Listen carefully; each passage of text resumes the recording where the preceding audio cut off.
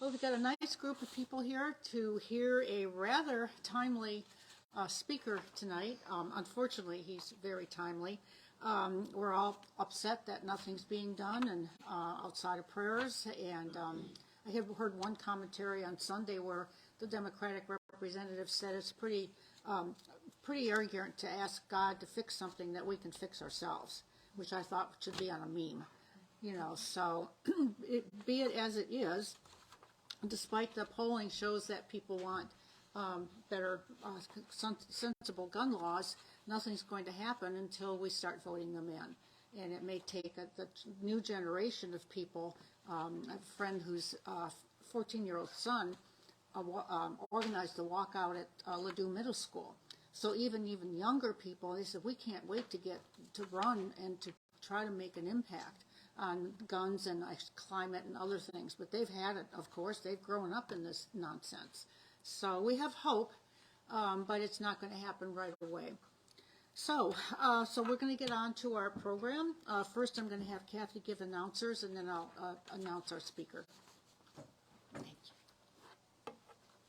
Good evening, everyone, and thank you so much for being here. We're just so happy to see more faces, and COVID's over, and all those good things.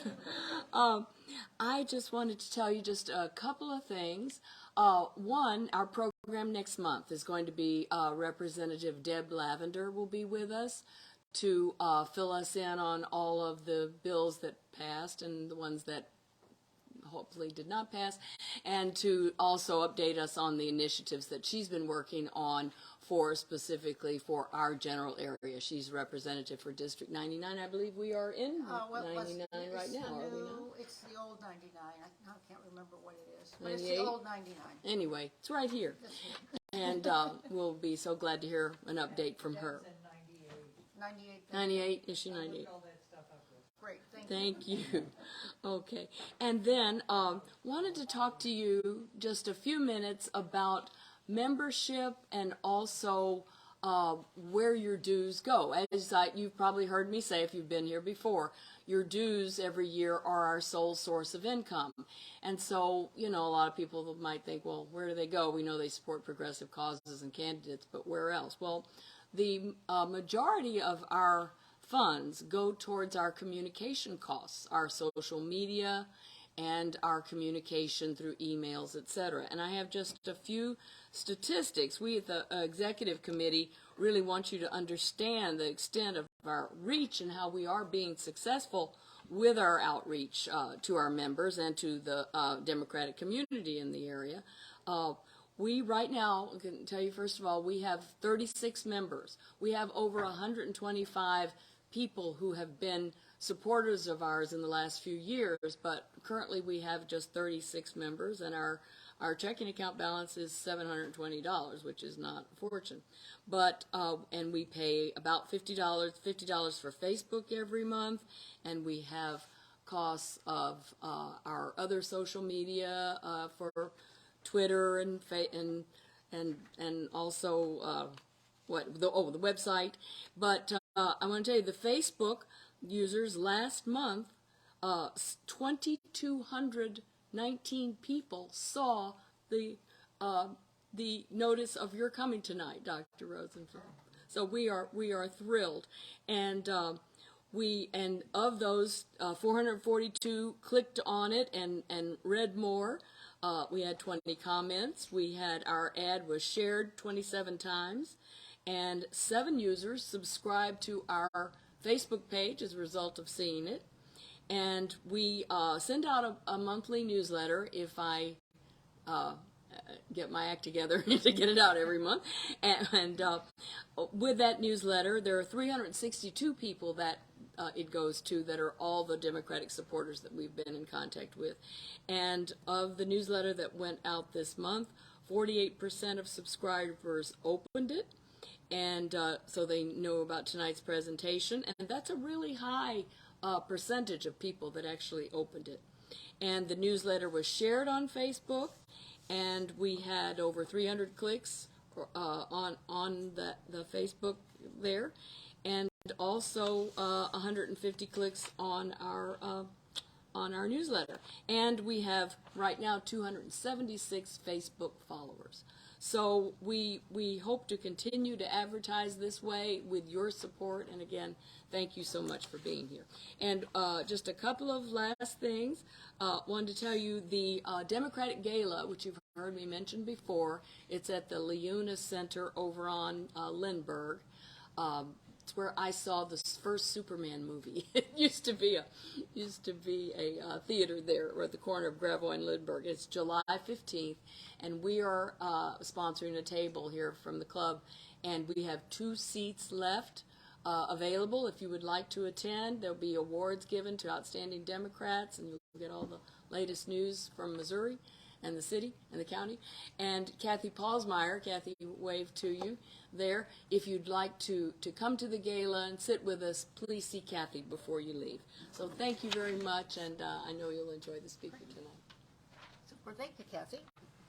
It's nice to hear that we are a breathing, living, successful club, and I do hear from other people that they appreciate our newsletters and communication, and they think we got the best events of all the clubs, so we feel good about that. So anyway, so now we're going to bring our featured speaker. Dr. Richard Rosenfeld is the Curators Distinguished Professor Emeritus of Criminology and Criminal Justice at the University of Missouri, St. Louis. His research focuses on crime trends and criminal justice policy. He's past president and fellow of the American Society of Criminology. We're truly honored to have Dr. Rosenfeld tonight.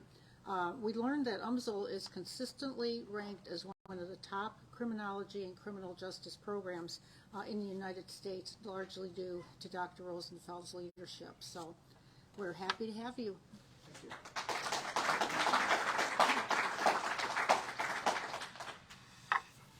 Thank you very much. Thank you for coming out and for the invitation. I appreciate it.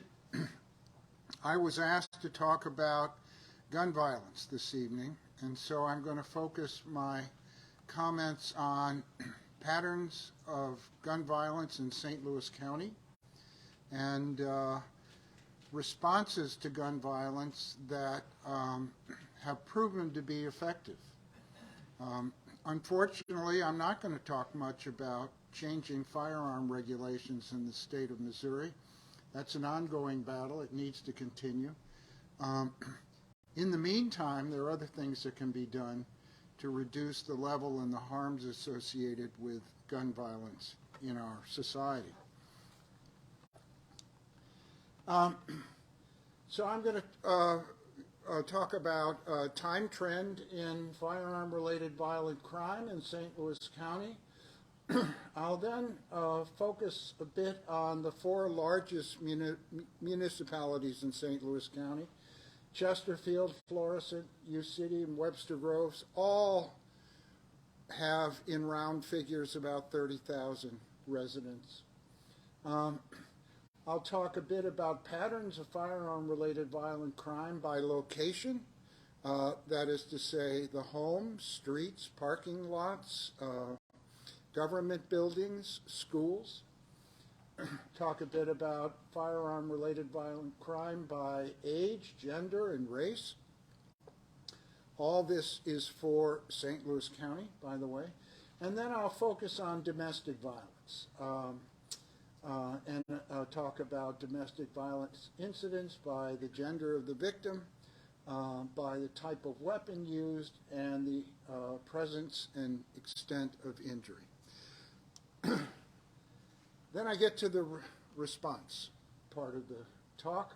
I'll talk about law enforcement responses that have proven to be effective, community-based responses. I'll talk about a program that's called Focused Deterrence and Support, which I think in some ways is the best of both of those worlds. And then I'm going to give a bit of a promo for a crime summit that's coming up on May 17th, sponsored by the Gateway St. Louis. And it's still open to to people who want to attend, and it's free. I'll mention a bit about what that's all about. So, let's start with firearm violence. And here's the most serious, it's the best measured and the most serious form of firearm violence. These are the number of homicides in St. Louis County roughly over the last little over 20 years. And basically, the story from the beginning of this century to 2015 was anywhere from about 30 to 40 or so homicides in St. Louis County. St. Louis County has about 1 million, as you know, 1 million residents. And so the trend, insofar as there was one at all, was relatively flat during the first 15 or 16 years of the 21st century. Then came Ferguson, and immediately after the Michael Brown killing and the demonstrations and protests, both in the St. Louis area and around the country associated with that killing, homicide, the level of homicide in St. Louis County began to go up. And with fits and starts, it's continued to increase to the present. So there was that precipitous rise in 2015, 2016 in the aftermath of the Ferguson incident. And then another sharp rise at the height of the pandemic in 2020. And the level of homicide has come down a bit since then, but remains considerably higher, 3 times higher perhaps, than it was during the first 15 years or so of the century. What I've done here is compared the trends in St. Louis County and St. Louis City. St. Louis City, these are homicide rates per 100,000. Pointer doesn't really show up well here. In any event, on the left-hand vertical axis are the rates per 100,000 population of homicide in the city of St. Louis from 2001 to 2022. On the right-hand axis are rates of homicide in St. Louis County. So just comparing the two axes before we look at the figure itself, it's clear that St. Louis City has a homicide rate that's much higher than the rate in St. Louis County. The homicide rate at any given time is, roughly speaking, perhaps 8 times the homicide rate in St. Louis County. So the level of homicide, the rate of homicide in the city and the county are quite different. However, the trend over time in St. Louis County and St. Louis City homicide rates, the time trends are really quite similar. Both saw, for example, big rises in 2014, 2015. Both saw that sharp increase we experienced in the year 2020 at the height of the pandemic. So it appears that whatever's driving homicide in the county is also driving homicide in the city and vice versa, keeping in mind that the level of homicide in the city is far higher than the level in the county, even as the county has, the county's homicide rate has increased in recent years. And by the way, all of the data I'm showing you are available from the Uniform Crime Report program at the Missouri State Highway Patrol. It's up on their website. Yes? I guess I just don't understand. It's higher because the population is smaller in the city? Or because The rate is higher because there are, No, it's the rate per 100,000. Right. So we're taking into account population differences between the city and the county. In both city and county, it's the number of homicides. Per 100,000.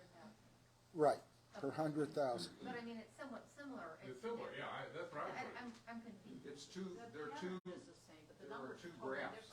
You got Yes. What I've done is superimposed, two different sides. I've put them on different axes so that you could see the similarity in the trend. I could have put them in two separate graphs, but that wouldn't. I get it, okay. Okay? Yeah, I get it now. Right. So the city rates are much higher, but the change over time in the rate is quite similar between the city and the county. Yes. And I know it's not up here, but have you considered the correlation with state law and access to guns with your correlation of the chart? Okay, Yes. So you've got access that's being provided Right. by the legislature. I'm wondering if you considered that. Not in this presentation, but I certainly have in other work, and as have others, by the way. Back when permitless carry, Might be a little more stronger. thank you. Back when permitless carry was passed by the Missouri legislature, the state as well as the city, and don't recall whether St. Louis County experienced an increase. We experienced an increase in firearm homicide, not in non-gun homicide, in firearm homicide. We also experienced an increase in firearm suicides. Generally speaking, the ease with which people can gain access to firearms is related to the level of firearm violence. There's no question about So that. a clear correlation. Yes. Yes. Now, clear correlation. What about causation? People acquire firearms when they sense that rates of violent crime, specifically firearm violence, are going up, right? So more crime can lead to more guns. And at the same time, as guns become more prevalent in the population, we get more firearm-related crime. So they are correlated, but the causation runs in both directions. Okay? Okay. I said that I would talk a little bit about the four largest munis in St. Louis County. Here are the number of firearm-related violent crimes by municipality. A violent crime consists of a homicide or an aggravated assault. That's a very serious assault that threatens or produces serious bodily injury or is committed with a dangerous weapon. Rape and robbery. There were 5 such incidents in Chesterfield last year. In Webster Groves, there were 4. In Florissant and U-City, there were over 40. So there's enormous inequality across St. Louis County, and I'm not telling you anything you don't already know, across St. Louis County municipalities in the level of firearm violence and what residents of different municipalities face with respect to firearm violence. These 4 municipalities account for a sizable fraction of the county population. And you can see here the difference. Where are firearm-related violent crimes committed? They're committed in the home or on the street, and the street would include parking lots. Relatively few are committed in a commercial establishment. Very few, fortunately, are committed in schools in St. Louis County or in government or public buildings. So the bulk of firearm violence that people experience in St. Louis County occurs in the home or on the street. Yes, sir. Hey, going back to the prior slide and looking at this with residential or whatever, have you also correlated that to income levels in those communities? Because I would tend to think Chesterfield and Webster Groves as being higher income communities. Much higher. Florissant University City. Much higher. Yeah, University City is an interesting case because there's pretty wide income inequality in University City. There are some areas of University City that are really quite affluent and other areas that clearly are not. Florissant remains a working class, middle class community, but with a sizable poverty population. And Chesterfield and Webster Groves are affluent communities. Yeah, that's the key correlation, I think, if we're trying to understand where firearm violence occurs. It tends to occur in areas that are less affluent, where jobless rates are higher, poverty rates higher, and so forth.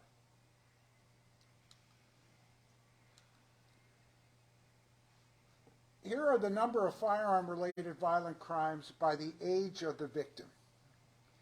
The modal category is for becoming a victim of a firearm crime is between the ages of 25 and 34. So firearm crime, with respect to victimization, is clearly concentrated in the young adult years, in the 18 to 34 age bracket. However, there were just over 350 firearm-related crimes involving victims under the age of 18, juveniles, in St. Louis County. And at older ages, risk of firearm violence declines. We often think of firearm violence as the work of younger people, juveniles and perhaps very, very young adults. With respect to victims, that's not quite the case. If I had put offender ages up here, we would see basically the same curve, except that offenders tend to be a few years younger than their victims, okay? But generally speaking, firearm violence is most pronounced in the 18 to 34 age bracket. Yes. This would not include accidents. These are crimes. Right. These are homicides, aggravated assaults, rapes, robberies that involve a firearm. And there's still that many under 18. And with the under 18, is it primarily maybe the 17, 18, I'm assuming? Yes. It's very low until you get to about the age of 13, 14, and it begins to tick up. And it does, in the under 18 years, it does peak right around 17 or so.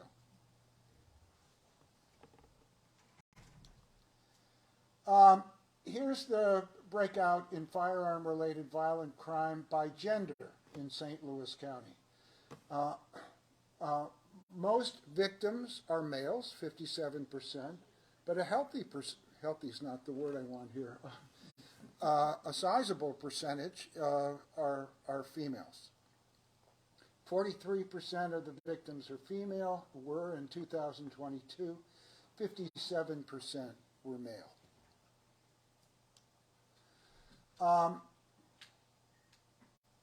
Here's the story by race.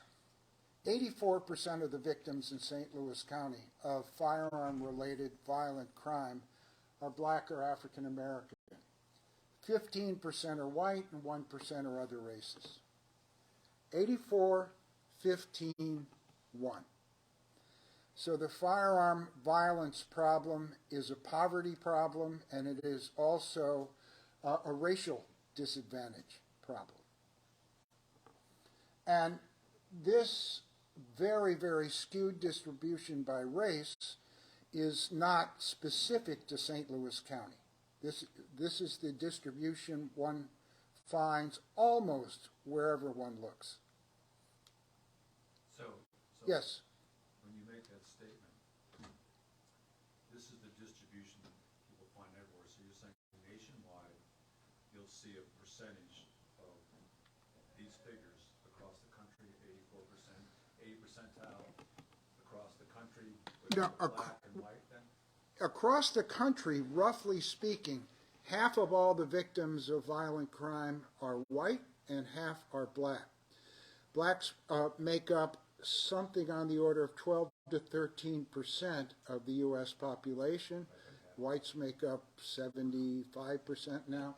And so blacks are disproportionately represented as firearm violence victims nationwide.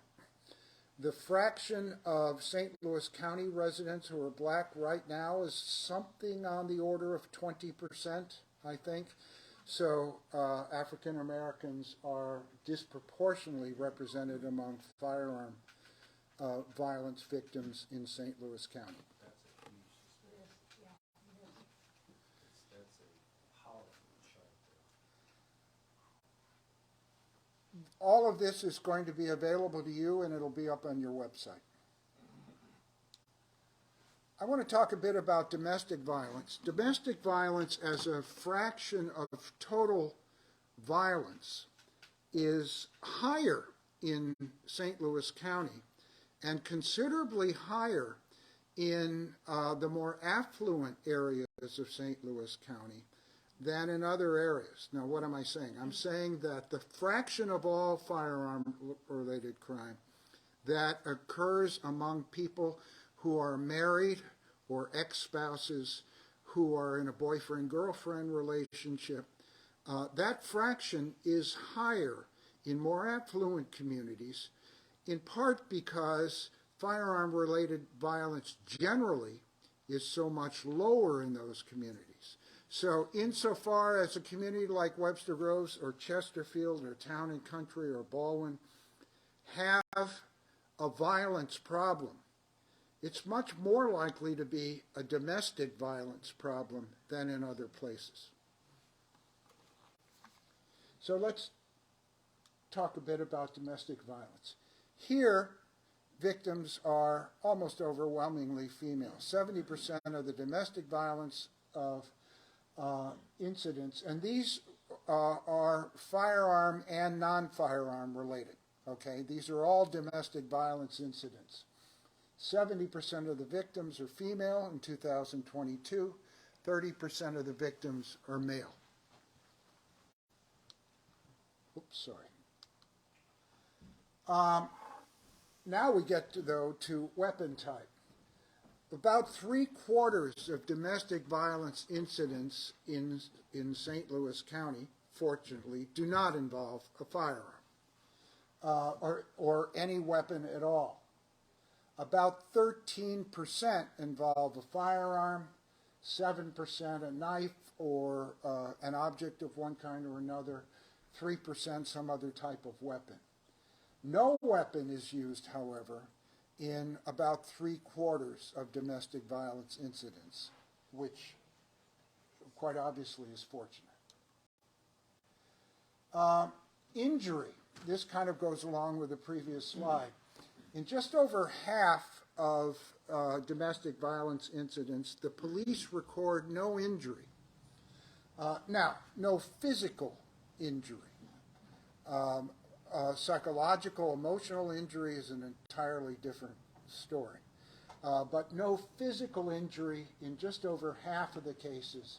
A minor injury, an injury that would not send one to the emergency room or the hospital, in about just over 1/3 of the cases. And in 10% of the cases, a major injury, an injury that would send someone to the hospital, or in a few cases, to the morgue. There were 8 domestic homicides in St. Louis County in 2022. That's only 0.8% of all domestic violence incidents. So domestic violence is pervasive, and fortunately, it's not likely to be committed with a firearm and not likely to result in major injury, physical injury. Whoops.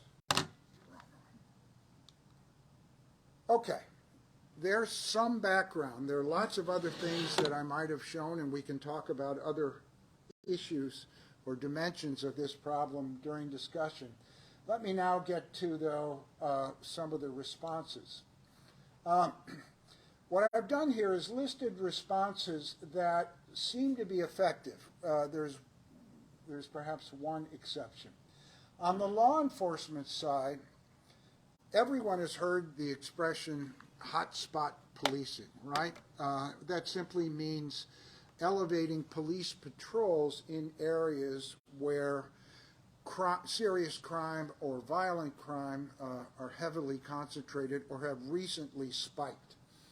That strategy is the single best researched law enforcement related strategy with respect to crime reduction, and it is effective in reducing crime in the affected areas without spreading crime to other areas. I mean, sometimes I hear people use the term whack-a-mole about hotspot strategy, right? You can hit the peg here, but it'll just pop up over there. That doesn't in study after study, that doesn't happen. We can talk about why. Actually, there's a understandable reason why it doesn't happen. But so that's an effective strategy. The question is always how that strategy is carried out.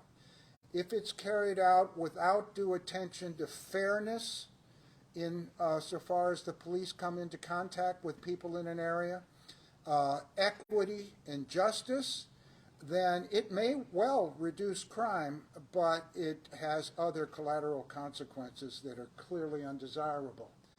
But it doesn't have to be carried out in that way, and there are many examples of this strategy that are both effective in reducing crime and don't inflame community sentiment. Cops, I've got the shorthand here, cops and clinicians, and basically the idea here is to bring health service workers, social workers, into contact with and collaboration with the police in responding to certain kinds of calls that the police receive in fairly large numbers. A call will come in that a homeless person, for example, is yelling and screaming on the street or walking out into traffic, right?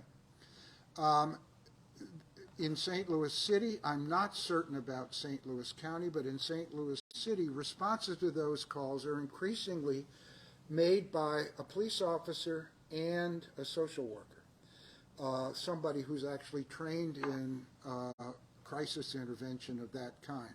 The police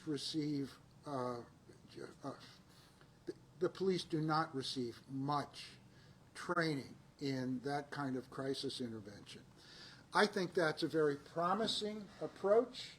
I think the next step is to figure out through careful experimentation whether one could send healthcare or social workers to respond to certain kinds of incidents without the police. The police might be on call in the vicinity, but not as a first responder.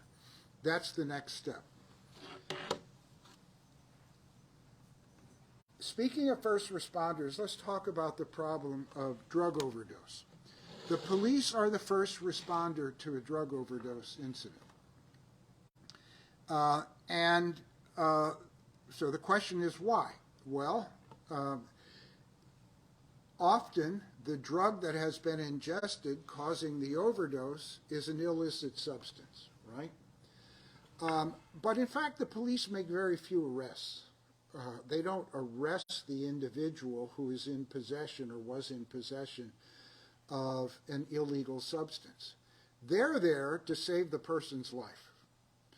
And so they carry Narcan with them, and that does save lives.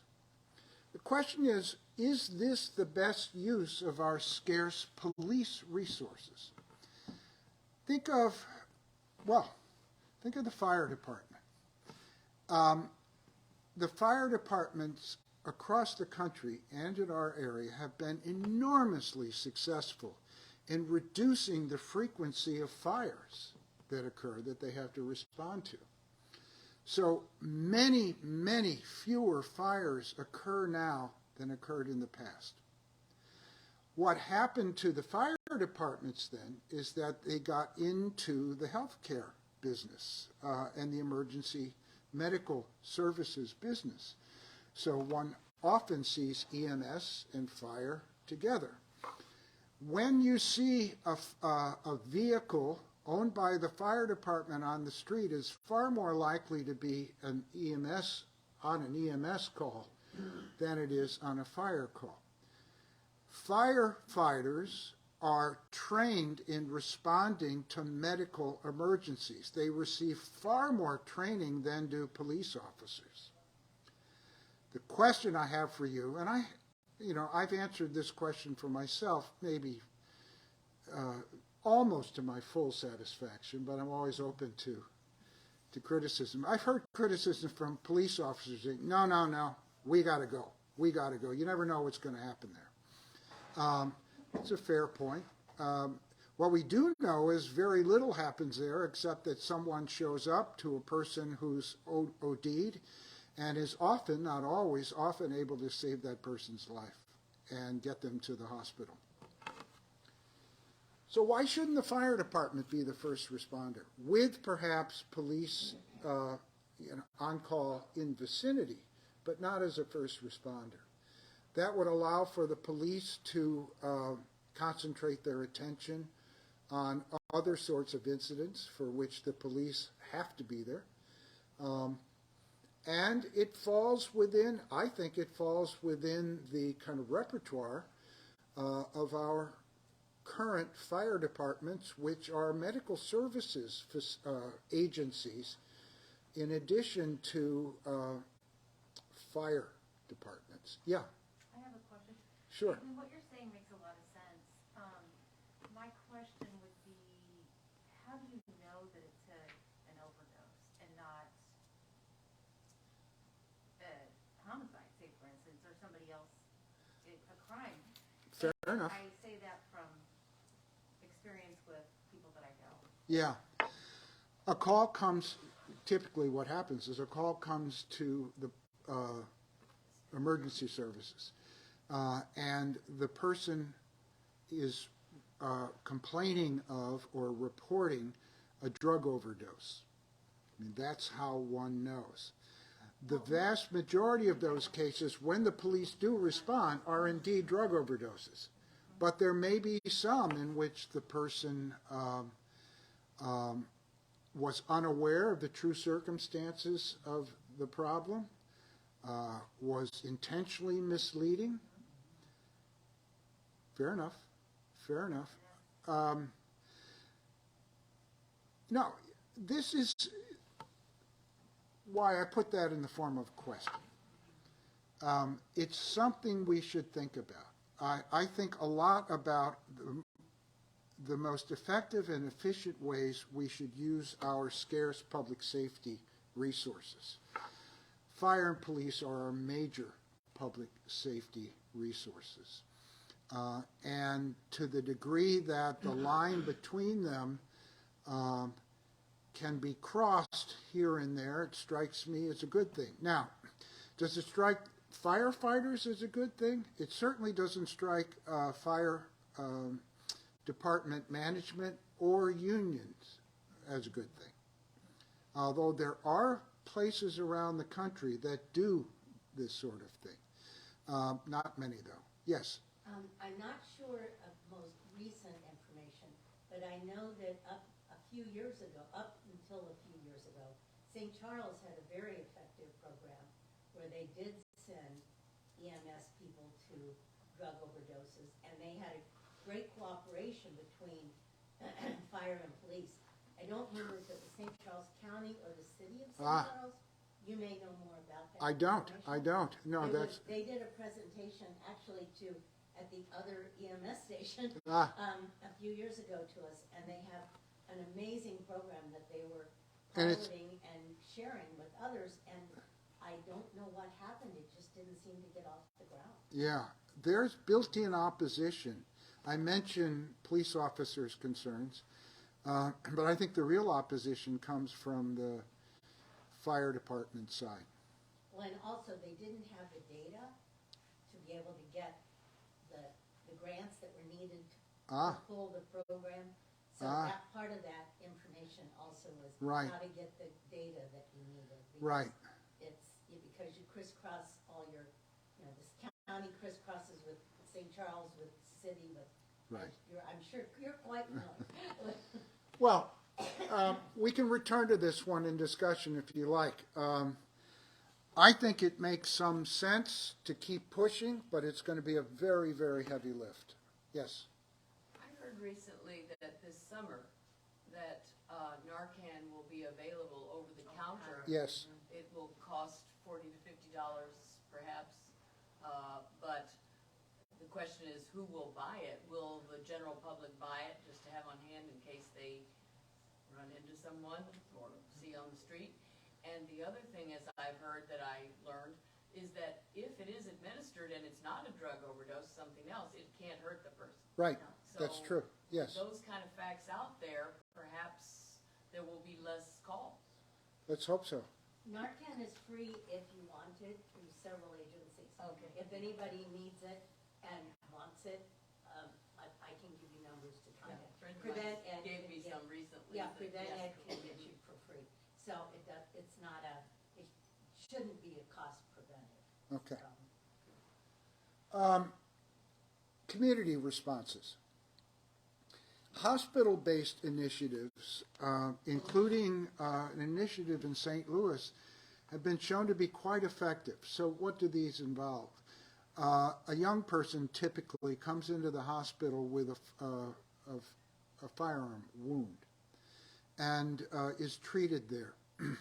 The person is part of the treatment involves social workers as well as trained health professionals asking the person questions about what happened and so forth, and then providing services and support to that individual. There are some good studies showing that reduces the recidivism or return rate to the hospital on the part of those individuals. And that's a community-based response. It does not involve the police. Unless the person is a suspect in a crime, then clearly the police are involved. But most victims who come into the hospital aren't themselves suspects. You may have heard the term cure violence. Now, about 2 years ago, this Board of Aldermen in the city of St. Louis allocated $5 to $7 million to a program called Cure Violence. It was a program that started in Chicago, and it spread or was taken up in other places across the country. St. Louis took it up a couple of years ago. What does it involve? It does not involve the police in any direct way in most of its applications. It involves training people who are typically members of a community that has experienced high levels of firearm violence, training them to monitor conflict situations in the community, and then select out those they believe are most likely to lead to violence or retaliatory violence, and then intervene in an attempt to cool out the conflict and prevent the violence. And at the same time, offer services and support to anybody who would care to take them involved in that situation. That program, as I mentioned, has been adopted in places across the country. Does it actually reduce the incidence of violence? The research is very mixed. In some places, the research seems to suggest that, yes, there is violence reduction. In a number of other places, there is not, and St. Louis is one of those places. The program lapsed in March, just this past March. I've heard nothing from the mayor's office or out of the Board of Aldermen suggesting that they want to continue it. It operated in just 3 areas of the city, 2 on the north side of the city and 1 on the south side. Its It's expensive, but if it were truly effective, I think most people would agree the expense is worth it. I did an evaluation about nearly a year ago now, in which I looked at changes over time in homicides and gun assaults in the areas where the program operated. And I compared those areas to other areas that were like them demographically, but did not have the program. And I didn't find any difference between the areas with cure violence and the areas without. The health department nominally headed up that effort. They have been promising an evaluation of their own for over a year now. I know a couple of the people who were on their evaluation team. I haven't heard recently what the problem is.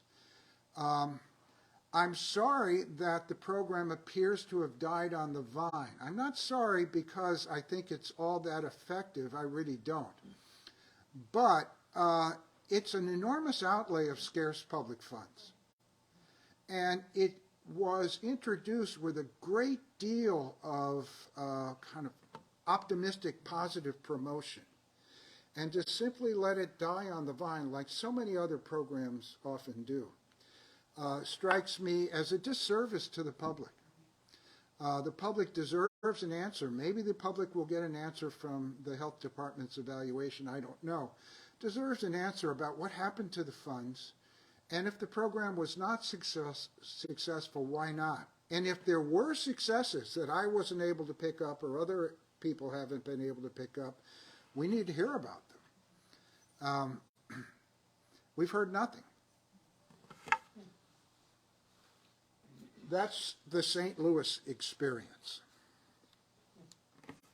The best of both worlds being law enforcement or criminal justice responses in tandem with community-based responses. Focused deterrence and support. What's the idea here? This is a program that has a couple of layers to it. First of all, persons who are at very high risk for becoming the next offender or the next victim in violence, and they're often one and the same, are identified, right? And often they can be identified relatively easily. Police officers kind of know who's who in their patrol areas, and they can be identified based on their prior record. They're identified and then brought into, typically what happens, they're brought into meetings of about 20 to 25 persons. And in those meetings, they are literally, in most cases, surrounded by representatives of the police, the district attorney, the courts, juvenile courts as appropriate, and service providers of all kinds, from those who provide educational services, drug counseling, and so forth, and family members and members of the affected community, right? And they're essentially told this: we obviously know who you are. We'll pull all available levers to stop the violence. Meaning that, one misstep and the law will come down on you. If you want out of this life, here are services and supports that can help. I've been to these meetings. We've had these meetings in St. Louis, and family members then often chime in. By family members, sometimes significant others, but often it's a grandparent or an aunt who is simply concerned, not simply with the young man who's at the center of the circle, but with his younger brothers and sometimes sisters. Does it work? Yes, this one has received quite a bit of support in research, including research done in St. Louis. So we had a couple of call-ins a couple years ago. They involve persons on probation and parole or parole for firearm-related crime. And so they were identified. Half were randomly allocated to the quote-unquote treatment group. They attended the meeting, and the other half were not. They just went through their standard parole or probation supervision. We followed them up then over the next year and a half. And what we found was that those who had attended the meeting, and we're talking about a single meeting now, those who had attended the meeting were significantly less likely to be rearrested than those who did not. So all that research did was add to the research done elsewhere showing this program can be effective. The St. Louis City Police Department operates a version of this program that's really quite distinctive. Instead of calling people into group meetings, the St. Louis police officers, along with the probation or parole officer, will visit individuals at their homes, sit down with them and meet with them. They're not always permitted into the home, right? But usually they are. Sit down with them, meet with them, and essentially deliver that message, but with a heavy emphasis on service and support. Basically, the message is, what do you need? What's it going to take to get you to stop, right? Or to prevent you from being seriously injured or killed? Do you need a job? We have connections with employers, which they do. Do you need to get your GED? We can help. You got a drug issue? We can help with that. I have a grant to evaluate this program, and the program was going strong. Then COVID hit, and home visits were impossible for quite some time. They have since been revived, but we don't have the number of persons involved in the program that we once thought we might, but we have a sufficient number for some research purposes. So I can't tell you that this one is successful. Again, random assignment is used. So people are identified. Some are randomly allocated to the treatment condition, in this case, a home visit, and others are not. The home visits, by the way, typically there are typically more than one or two. Sometimes home visits will extend, there'll be 3, 4, or more. So I think it's an exciting twist on focused deterrence and support. I'm hopeful that we'll find that it's effective. We'll see. But it's another way to do that kind of program. Question. Yes. So basically, it's an intervention.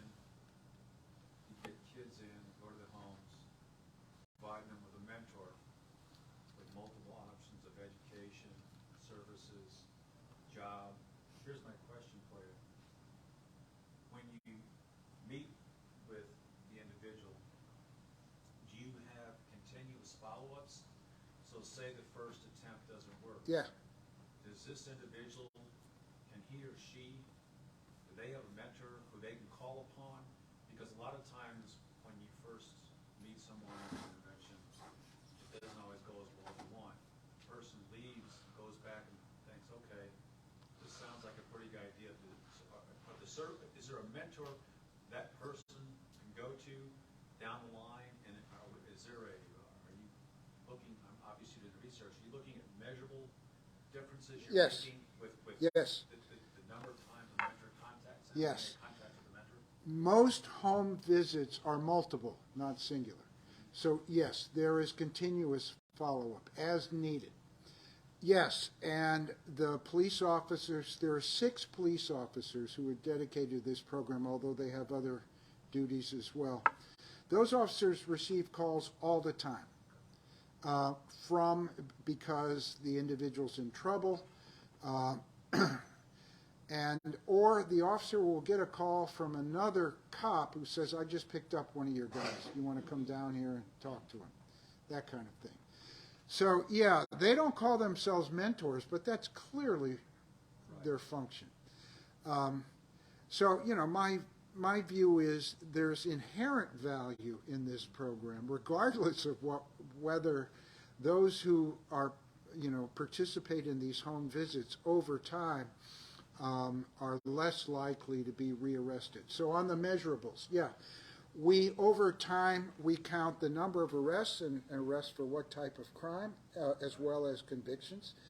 And also, whenever anybody becomes subject to community supervision, either probation or parole, a needs score and needs inventory is filled out on them, and a number of what we would call pro-social goals are established, right? You got to get your GED.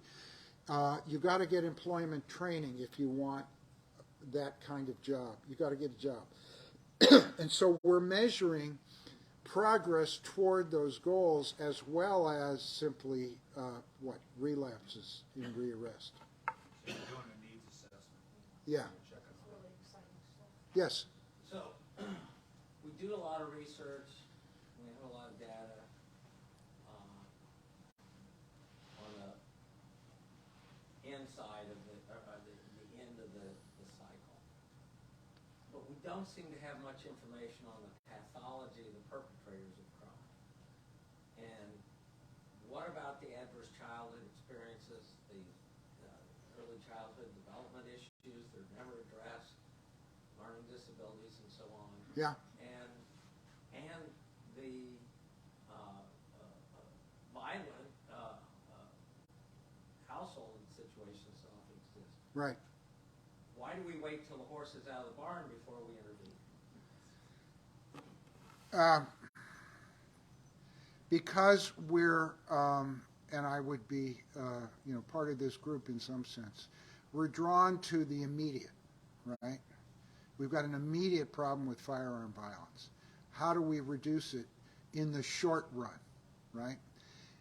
Interventions, early childhood interventions of that sort, pay off with respect to firearm violence 10, 15 years down the road.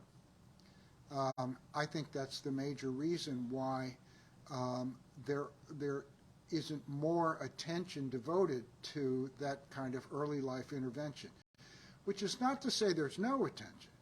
There is some attention. But in terms of a major effort, a kind of head start beginning at 2 or 3 and, extending on from that, a truly widespread, massive effort? No, it doesn't exist. Should. Yes?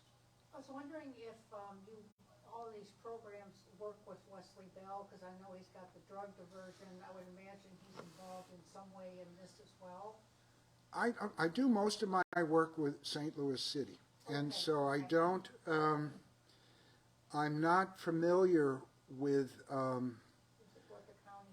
what the county, I'm somewhat familiar with what the county PD is doing. I mean, the problem you have in the county, I'm not telling you anything you don't know, is you've got a county police department that has jurisdiction over fewer than half of your residents, and the rest are the rest of you have your local police departments, and in most cases, what some would call fragmentation is strongly defended by county residents. You'll recall some years ago there was the city-county merger issue. It didn't go anywhere.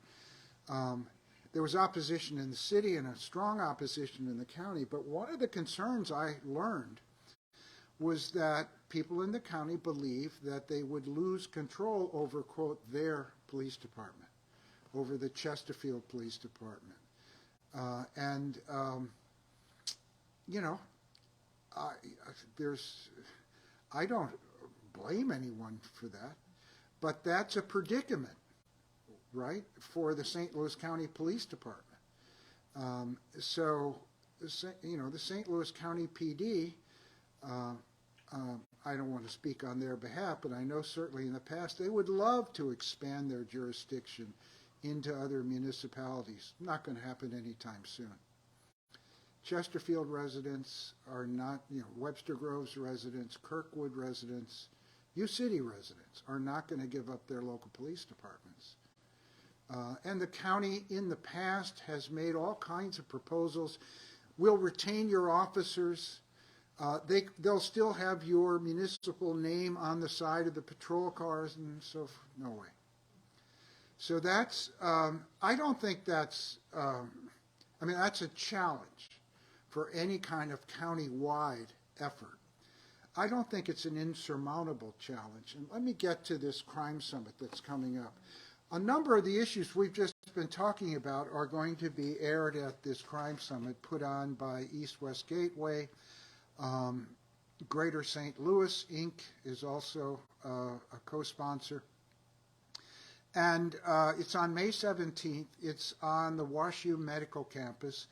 I'm sorry I didn't bring it with me, but if you just Google Gateway St. Louis Crime Summit, you'll find the information. It's going to deal with all these issues, and the big pitch is for a region-wide, not just simply St. Louis City and County, but the entire metropolitan area, a region-wide effort to reduce firearm violence. The first order of business is to reduce homicide, which is clearly, obviously, the most serious problem we have, and where our region is just an outlier. With respect to overall violent crime, our metro area isn't all that different from other metro areas around the country of similar size. Where we stand out is in our homicide rate in the metro area. And the metro area homicide rate is driven disproportionately by the homicide concentration in the city of St. Louis. So the whole effort here is to generate regional cooperation and then a regional implementation of focused deterrence and support as sort of the linchpin of a series of programs. We'll see what happens. There have been crime summits in the past, and they haven't produced what I think their proponents wanted. We'll see about this one. Yes, sir. First off, I want to thank you for your program that you're working with on the call-ins. I think Yeah. it's a great program. It appears to me that most of the things that are being done are based on a treatment basis and not on a prevention basis. Yeah. And I guess my question about that summit is, what percentage of that is based on prevention as much as possible? I see what you're doing here Yeah. is a avenue to prevention, but there needs to be a lot greater emphasis on prevention rather than reacting to violence because it becomes after the fact. That's fair. And I don't see a whole lot on the conference on a regional basis that's based on prevention. Well, You should go. Well, I mean, I understand. I work with East-West Gateway, and I'm not very impressed. I'll just say that. Okay. Prevention. You're right. The keynote speaker at this summit will be Thomas Abt, who, ABT. He's written a wonderful book, the main title of which is Bleeding Out. And he uses this example to kind of get at the prevention versus respond to the immediate problem issue. Somebody is wheeled into the hospital with a gunshot wound, and they're bleeding. And attending nurses and physicians come to him. Here's what you don't hear. Get this man a job. No, what you hear is first stop the bleeding. So that's Apt's point, and I have to admit I'm sympathetic to it. If we want to mount prevention programs that will that can be sustained over time. We first have to reduce the acute levels of violence that exist right now. Now, that doesn't mean prevention plays no part, quite obviously. And then, prevention can take different forms. Think about so-called hotspot policing. If police patrols seen in an area, if people in an area think, gosh, the cops could be around the corner any second, that prevents a crime that otherwise might have been committed. Now, that's not prevention in the way you or most of us think about prevention, but it is a form of, what do we call it, first order prevention, right? So, I'm not opposed to prevention by any means, but I am partial to this argument that we've got to reduce the acute level of violence. The city of St. Louis County, our region, would be able to mount better, more widespread prevention programs if we were able to reduce the level of violence so that the city would not continue to bleed population. The city of St. Louis population is now down to about 295,000, right? In 1960, it was around 600,000, 1950, 800,000. And the city, for years now, its white population has actually grown slightly. It's the African American population that is leaving the city. In some sense, they're leaving for the very same reasons that the Poles left, the Italians left, and the Jews left. But they're also leaving because, in many cases, they're leaving behind communities that were beset by high levels of violence. The city needs to grow. Its tax base needs to grow. It needs to attract business and retain the businesses it has. And what I'm saying about the city, in some sense, also applies, not as acutely, certainly to St. Louis County, many areas of St. Louis County. If the city were to grow and the tax base were to grow, that would provide the wherewithal for more prevention.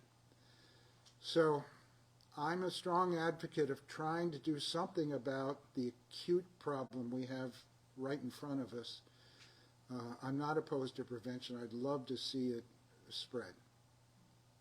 I don't want to, We'll let you know when we have to kick you out. Okay.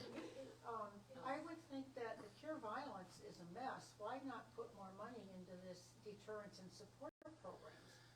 Hey, yeah, exactly.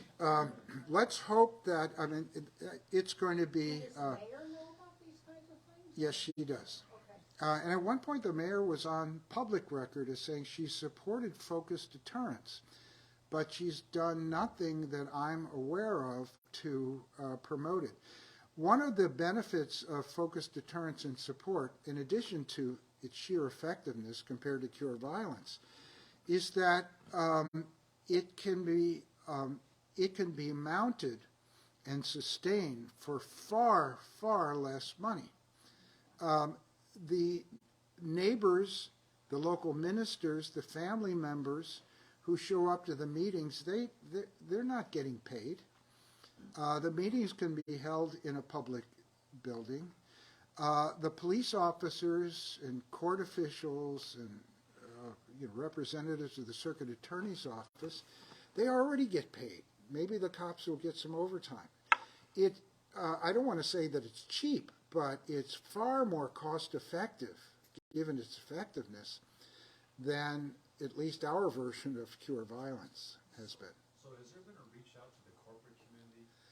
The corporate community is basically the sponsor of this summit. Yeah. Oh, yeah. They are very concerned. They're concerned because of the loss of business and difficulties in attracting business. Yes? It seems to me that St. Louis, even though the crime rates are high here, we cannot be unique in this country. Oh, we're not. And we have to have some insights into cities that seems like years ago, not that many years ago, Chicago was in a very bad state. Right. And it's gotten better. Do you have some insights into what other cities are doing, or are we looking at some modeling Yeah, around what I do. municipalities have done? Yes. Let me mention the city of Dallas. The police chief in Dallas' name is Eddie Garcia. And he is a very, very effective police chief. So what he's done is implemented only evidence-based strategies and programs in his city, some of which are focused deterrence and orientation, others of which are just, mainly law enforcement initiatives. He evaluates every one. And if they're not working, he either revises them or discards them in favor of more effective approaches. And Dallas has, as a result, Dallas, like everybody else during 2020, had a big spike in homicide. But Dallas is able to control its violent crime problem to a much greater degree than we are.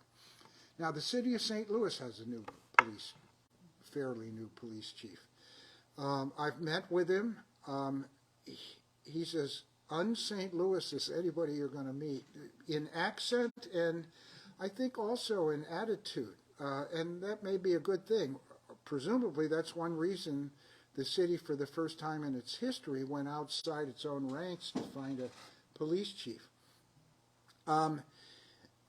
He strikes me as somebody who knows what he's doing and who's very wedded to the kind of evidence-based approaches that Garcia has used so effectively in Dallas. I will close on this. There is a bill before the state legislature. It's now it's an omnibus crime bill that has within it a provision to return the City of St. Louis Police Department to state control. And that strikes me as wrong-headed. Much of the argument for doing that had to do not with the police department, but with the very dysfunctional circuit attorney's office in the city. Well, that problem is unwinding. The police department is a separate issue. The rationale for returning the police department to state control is empty as far as I can tell. I think it's caught up in a general fear and dislike on the part of some rural and small-town Missourians for the city of St. Louis. I don't know what's going to happen to that omnibus crime bill. It's got a provision in there to remove Kim Gardner. Well, that's, in some sense, taking care of itself. Maybe that'll be enough to shelve it. I think we need to give our new chief at least a year before, in some sense, the rug is pulled out of him and his discretionary authority is greatly reduced. One final question. So, the state just passed a $50 billion budget. Yeah. Roughly half of that is spent on human services delivery in the state of Missouri.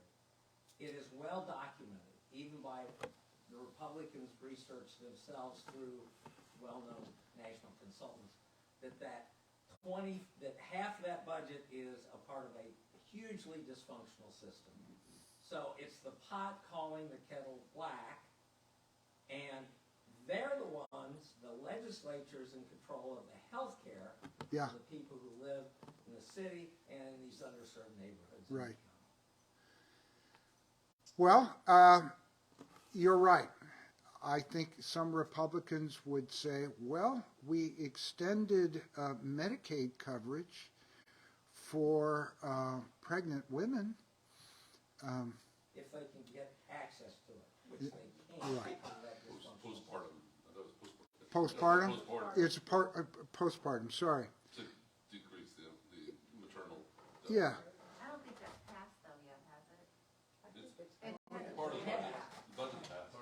Yeah, it's in the budget, and it will affect, from what I've, 450 people or something like that. In any event, I'm being a somewhat tongue-in-cheek. I agree with you that I would love to see those dollars spent on the health issues that we've just been discussing, or some portion of those dollars. But we'll wait a long time for the state to come to our region's rescue. Yeah. I'm just curious, and I don't mean to put you on the spot if this isn't your area, but we've heard statistics recently that, well, they're not recent, that St. Louis Children's Hospital has the greatest number of children's gunshot wounds in the country. In fact, medical residents want to come here if they want to learn how to work with children's gunshot injuries. And apparently there was a new study done out of the University of Missouri that says since the beginning of the pandemic, those gunshot injuries have gone up 54%. Right. Well, Maureen and I, and maybe some other people here, heard a presentation by a journalist from the Post-Dispatch several years ago, I think it was in 2018 or 19, and he's written a book called Under the Gun. I think he's a Post-Dispatch journalist. And it said, told those kind of statistics. And then they also had a program where those people that worked with, the response to hopefully reduce the recidivism, and they talked a little bit, social worker law, but I remember being struck, even at that time, how small their numbers were in terms of the participation in that program, and then how very smaller than that were the people that they knew had been affected by it, or had some positive. And so it seems to me that this kind of deterrence and support ought to be combined with an early intervention with children being injured. I agree completely. I mean, is there any way to hook those two elements up? They're given out gun locks at the pediatrician's office. Yeah. That's really an interesting idea. Yeah, I'm sure there is, in principle, a way. Question is, person power to work with those many victims that they're seeing and their families. Well, I can tell you this. I'm going to be at the Crime Summit. I'm going to speak at the very beginning. I will mention that idea. That's a great idea. Those are the two in my book, programs. One very community-based, hospital-based. The other combined criminal justice community. They're both effective. And why shouldn't they be joined in some sense? That's a great idea. How can we, Love to help. how can we get your deterrence program and elevate it in the county and in the metropolitan area to move this forward? What can we do? Because this obviously seems to be one of the most successful paths forward based on what's going on in Dallas. So what can we do to move this forward and help you do what you're doing? Contact your county leaders. I mean, that's what you can do. The Crime Summit is going to involve policymakers from around the region, including St. Louis County. But no, I think the thing to do is to contact your representatives and tell them, demand that this be done in St. Louis County. Refer them to me. I can talk about what's happened in St. Louis City and, the effectiveness of this kind of effort. Well, thank you. I think the deterrence is a great program, and I really appreciate what you do. Yeah. Well, thank you. Appreciate it.